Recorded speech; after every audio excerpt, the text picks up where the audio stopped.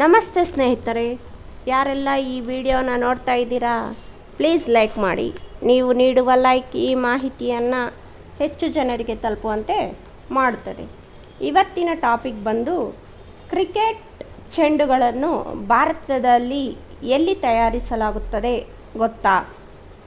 ಇಲ್ಲಿ ವರ್ಷಕ್ಕೆ ನಡೆಯುತ್ತದೆ 500 ಕೋಟಿ ವಹಿವಾಟು. ಸ್ನೇಹಿತರೆ, ಭಾರತದಲ್ಲಿ IPL ಮೇನಿಯು ನಡೆಯುತ್ತಿದೆ. ಸಂಜೆಯಾಗುತ್ತಲೇ ಕ್ರಿಕೆಟ್ ಅಭಿಮಾನಿಗಳು ಟಿವಿಗಳ ಮುಂದೆ ಹಾಜರಾಗಲು ಶುರು ಮಾಡಿದ್ದಾರೆ. ಇನ್ನೂ ಕೆಲವರು ಮೊಬೈಲ್ನಲ್ಲಿ ನಿಂತಲ್ಲಿ ಕುಳಿತಲ್ಲಿ ಪಂದ್ಯ ನೋಡಿಕೊಳ್ಳುತ್ತಾರೆ.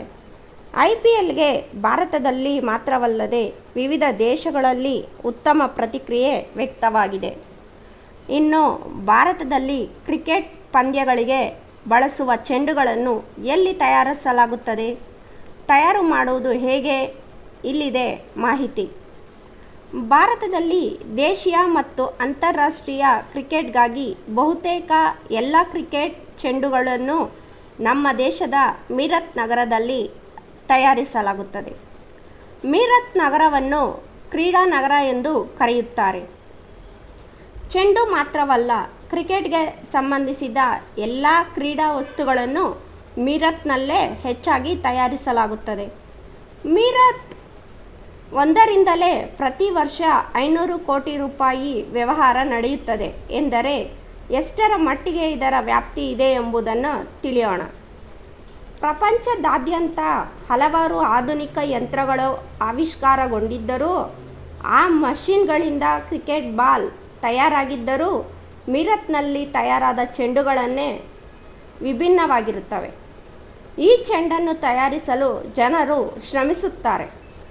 ಮೊದಲನೆಯದಾಗಿ ಚೆಂಡು ತಯಾರಿಸಲು ಒರಿಜಿನಲ್ ಲೆದರ್ ಹದ ಮಾಡುವುದರಿಂದ ಹಿಡಿದು ಚೆಂಡಿನ ಹೊಲಿಗೆ ಮತ್ತು ಚೆಂಡನ್ನು ಹೊಳಪು ಮಾಡುವವರೆಗೂ ಹಲವು ಹಂತಗಳ ಮೂಲಕ ಹೋಗುತ್ತದೆ. ಭಾರತದಲ್ಲಿ SJ ತಯಾರಿಸಿದ ಕ್ರಿಕೆಟ್ ಚೆಂಡುಗಳನ್ನು BCCI ಮತ್ತು ICC ಅಧಿಕೃತವಾಗಿ ಅನುಮೋದಿಸಿವೆ. ಆದ್ದರಿಂದಲೇ ಭಾರತದಲ್ಲಿ ಮೊದಲಿನಿಂದಲೂ ಬೌಲರ್ಗಳು ಈ ಚೆಂಡುಗಳನ್ನು ಬಳಸುತ್ತಿದ್ದಾರೆ. ಇಂಗ್ಲೆಂಡ್ನಲ್ಲಿ ಡ್ಯೂಕ್ ಚೆಂಡುಗಳನ್ನು ಬಳಸಿದರೆ ಆಸ್ಟ್ರೇಲಿಯಾದಲ್ಲಿ ಕೂಕ್ ಬುರಾ ಎಂಬ ಕಂಪನಿಯ ಚೆಂಡುಗಳನ್ನು ಬಳಸಲಾಗುತ್ತದೆ. ಭಾರತದಲ್ಲಿ ತಯಾರಾದ ಪ್ರತಿಯೊಂದು ಚೆಂಡಿನ ಬೆಲೆ ಸುಮಾರು 12,000 ರೂಪಾಯಿವರೆಗೂ ಇದೆ. ಪ್ರತಿ T20 ಪಂದ್ಯದಲ್ಲಿ 4 ಚೆಂಡುಗಳನ್ನು ಬಳಸಲಾಗುತ್ತದೆ. ಒಂದು ಇನ್ನಿಂಗ್ಸ್ನಲ್ಲಿ ತಲಾ 2 ಎಸೆತಗಳನ್ನು, ಒಟ್ಟು 4 ಚೆಂಡುಗಳನ್ನು ಬಳಸಲಾಗುತ್ತದೆ. ಅಂತಾರಾಷ್ಟ್ರೀಯ ಕ್ರಿಕೆಟ್ನಲ್ಲಿ ಬಳಸುವ ಎಲ್ಲ ಕೆಂಪು, ಬಿಳಿ ಮತ್ತು ಗುಲಾಬಿ ಬಣ್ಣದ ಚೆಂಡುಗಳು ಮೀರತ್ನಲ್ಲೇ ತಯಾರಾಗುತ್ತದೆ. ಸ್ನೇಹಿತರೆ, ಇದಿಷ್ಟು ಭಾರತದಲ್ಲಿ ತಯಾರಾಗುವ ಕ್ರಿಕೆಟ್ ಬಾಲ್ನ ಮಾಹಿತಿ. ಈ ಮಾಹಿತಿ ನಿಮಗೆ ಇಷ್ಟವಾದಲ್ಲಿ ನನ್ನ ಚಾನಲನ್ನು ಸಬ್ಸ್ಕ್ರೈಬ್ ಮಾಡಿಕೊಳ್ಳುವುದನ್ನು ಮರೆಯಬೇಡಿ. ವಿಡಿಯೋ ನಿಮಗೆ ಇಷ್ಟವಾದಲ್ಲಿ ಲೈಕ್ ಮತ್ತು ಕಾಮೆಂಟ್ ಮಾಡಿ. Thank you for watching.